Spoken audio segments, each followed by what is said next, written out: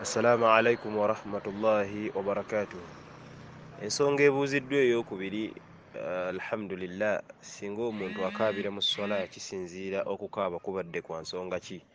Singa obeera nga bwe tulaba abantu abamu oba bashuyukhu abamu baqura'ul Qur'an ababeera nga basoma Qur'an mu swala n'afumiitiriza ku makulu agali mu ayati z'abadde asoma oba mu ssuula z'abadde asoma n'abeera ng'akaaba, ekyo tekirina buzibu. Wabula singa obeera nga okaaba lwa nsonga ndala, simanyi taata we yafa, simanyi ani, simanyi yafa, kagamba ennaku eyo endala n'ebeera nti ekukwata, n'obeera nti okaabira mu swala, ensonga eyo teyandibadde nnungi. Ekyandibadde ekirungi okukaabirako mu swala kyandibadde kyakubeera nti olina ensonga gy'ojjukidde mu swala mu kufumiitiriza ku maani oba ku makulu ga ayati z'osomye, n'obeera nti nookaaba. Kyekyo kye mbabeera nga nkubiriza abaddu ba Allah, naye nga si kirungi kubeera nti okaabira mu swala gwe n'okoleramu, kubanga kye bayita as-sala lugatan mu lulimi oluwarabu kitegeeza ad-du'a, kuba kulaajanira Allah, okumusaba by'oba oyagala.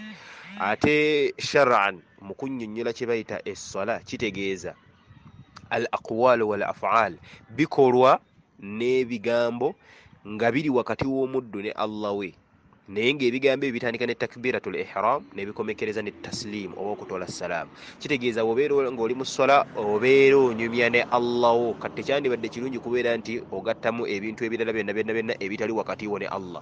Yensonga lwaki olaba n'abasoma Qur'an bwe bakaaba baba bafumiitiriza ku makulu agaliwo mu mateeka ago Allahu jalla jalaaluhu ge yassa.